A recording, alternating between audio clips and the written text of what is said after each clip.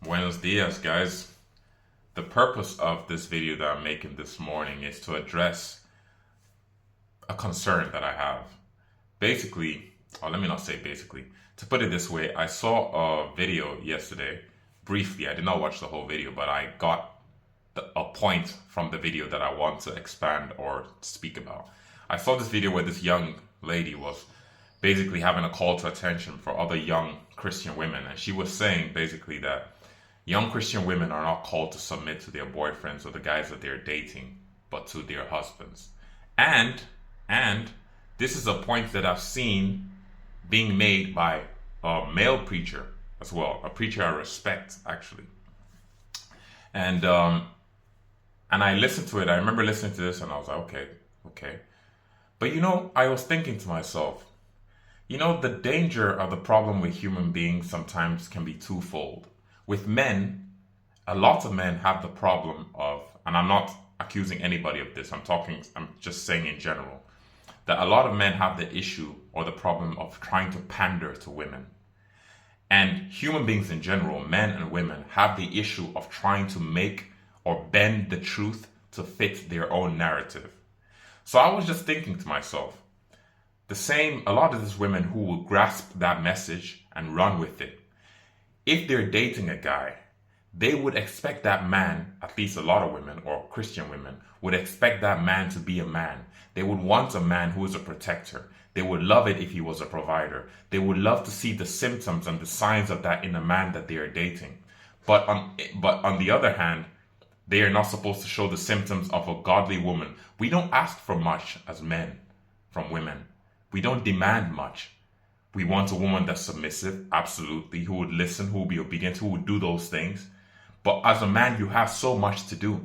You have to be willing to lay down your life for your woman, because that's how Christ loved us so much that he laid down his life for us. Now, this is a big responsibility, and every man has to be honest with himself and have some introspection and really discover honestly if he's willing to do that for whatever woman he's with or desires to be with.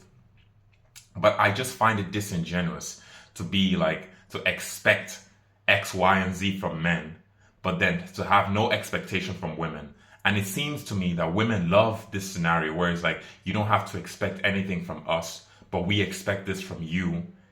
And you know what's funny about that? You say, the girls who will grasp that message, they would love to be like, oh yes, I don't have to submit to this guy that I'm dating, only if we get married. But the truth is, guys, pay attention to this. When you are dating somebody, because that's the way we do it in the modern day world, people would argue whether it's right or it's wrong. But the thing is, when you are dating or seeing somebody, you are evaluating their character.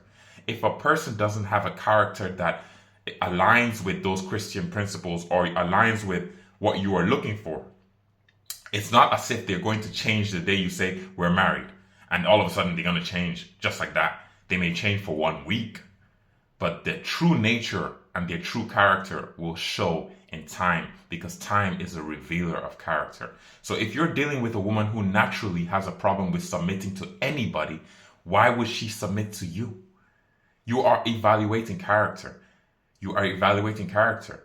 So when you have talking points like this, like, oh, you don't have to do this for your boyfriend, the guy you're dating, you only have to do with the guy that's your husband, I think people are doing a disservice to women and doing a disservice to men. And if you really pay attention, honestly, there's so much chaos in the family unit today, including in Christian homes. No order and no decency. And this is a problem. Now, I will say this. God has blessed you with free will, right?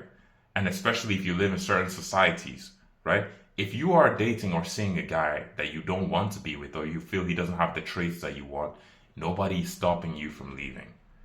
And likewise, guys, do not be manipulated into thinking that it's okay for a woman to act contrary to the way that a woman or a wife should act, and then all of a sudden when you marry her, she's going to change and become a certain other way. Do not be deceived by such things.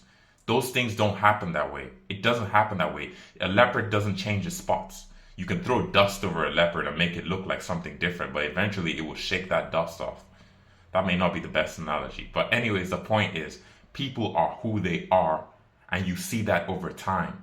You don't just change that by a certificate or whatever it is, if that's the route you decide to go.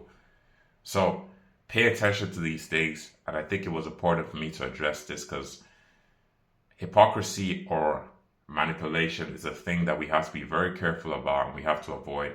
And I feel personally that in the church we need to stand up for the truth unconditionally and stop trying to pander. And I feel especially as men we need to stop trying to pander to women. We understand that they are different, and let's say they are the weaker sex and more emotional than men, so we try to accommodate them by saying certain things. But it's gone to a point where, when you start trying to bend the truth or make the truth something else, that becomes a problem.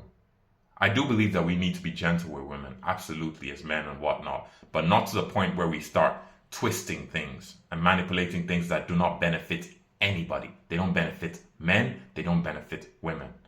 So that's my point today. This is probably the longest video that I've uploaded here. Jesus Christ is King. God bless you all. Let me know what you think. If you feel like, let me know what you think. And God bless.